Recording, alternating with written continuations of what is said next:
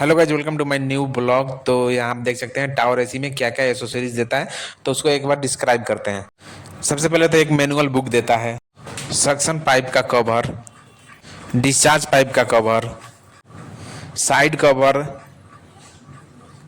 Circle वाला side cover, remote का stand, flare नट का टीपी, और सबसे लास्ट में देता है एक एसी का रिमोट। तो ऐसे वीडियो देखने के लिए चैनल को लाइक करें, सब्सक्राइब करें। मिलते हैं नेक्स्ट वीडियो में इंस्टॉलेशन के साथ।